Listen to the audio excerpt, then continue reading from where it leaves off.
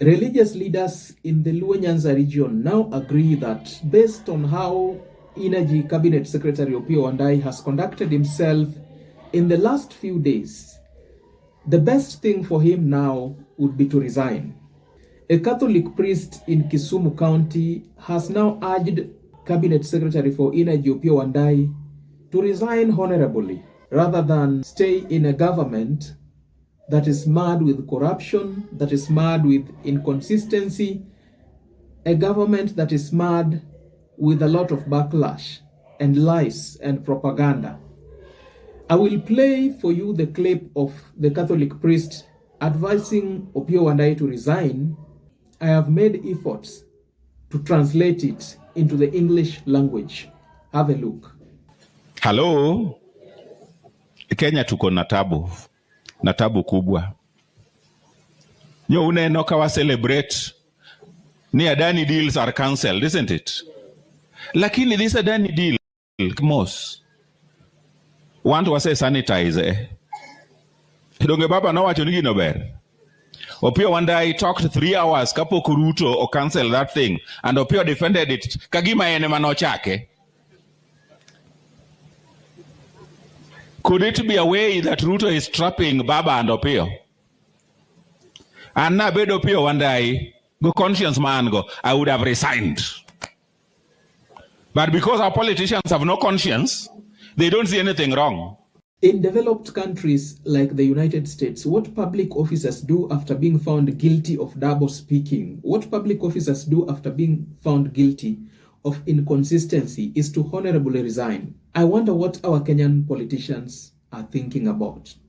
Ladies and gentlemen, before we proceed, please like this video. Please subscribe to this channel. Also, please remember to hit the notification bell so that YouTube can notify you when I upload another interesting video such as this. Now, I completely agree with this Catholic priest because public officers ought to be very consistent in their dealings with issues. If you are a public officer, it is your responsibility to be consistent. The dignity and respect and honor that comes with your office ought to be preserved to the highest standards possible. Opiyo Wandayi is not consistent.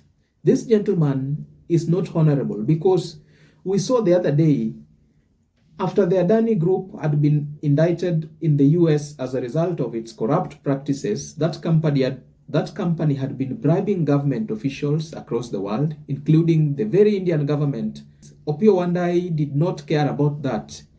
He went ahead in parliament and defended Adani, and he even said that the indictment of Adani by the US Department of Justice would not affect its engagement with the Kenyan authorities, especially with regards to the development of our electricity transmission company. Later on, President William Ruto went to the very same parliament and declared that he would cancel the Adani JKA and the Adani Ketraco deals because he claimed that his government is a government of transparency. He claimed that his government is a government that has respect for the rule of law. Now, this is precisely what makes Opiyo Wandayi to be a joke in William Ruto's administration. Now we see more clearly that indeed the likes of Opiyo Wandayi is in William Ruto's government not to serve the Wananchi, but rather to serve the interests of President William Ruto. Actually, the main reason as to why this gentleman, and the others were brought in was to create a political balance now that Mount Kenya was gone from President William Ruto's hands. I have said and I repeat that any public officer who is inconsistent ought to honorably resign. And this does not apply to Opiyo Wandayi alone. The likes of Hassan Joho. The very same Hassan Joho had been the worst critic of William Ruto's administration. Hassan Joho had claimed, in fact, he had said that hakuna mtu muongo, hajawahi kutana na mtu muongo duniani kote kama William Ruto. The very same Hassan Joho the other day was used by William Ruto to mount a crackdown on online protesters. William Ruto had called the online noisemakers who criticized the government, Ruto aliwaita mapepo. Hassan Joho is now being used to crash down the citizens who are doing their activism online. I can assure you that the likes of Opiyo Wandayi, the likes of Junet Mohammed, the likes of Hassan Joho, these ones represent the worst of our country because these guys are a threat to democracy. Remember, when they were not in government, they were just doing their honorable job. When Wandayi was not in government, he was in parliament. He was representing, he was legislating. But now that he has been brought into government, he no longer does his job. In this video, I want us to look at how the status quo has changed in ODM strongholds. The ground has shifted beneath William Ruto. Mount Kenya is now gone. The Luo Nyanza that he thinks might support him come 2027 is also very alarmed. The people are well educated, contrary to how it was a couple of years ago. People are more informed. People are more aware of their political circumstances. People are more aware of development. People are acutely aware that this government does not have an intention of sorting the real problems of the people. The fear is gone, and people openly criticize the government. People openly speak about their minds in Nyanza, and if the president goes to Nyanza to dish out 200 or 500, the people will just take the money and eat.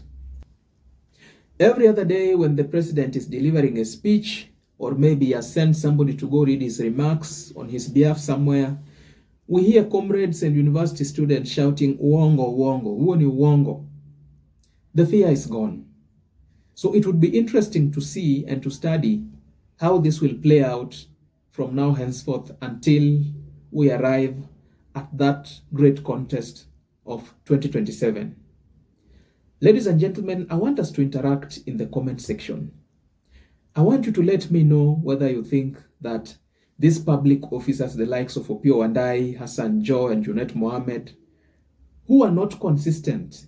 They say one thing today, and then tomorrow they say another thing, and then they just think that they can get away with it. I want you to let me know in the comment section what you feel about all this entire matter. In the event you're watching for the first time, please remember to like, subscribe, and hit the notification bell for more interesting content such as this.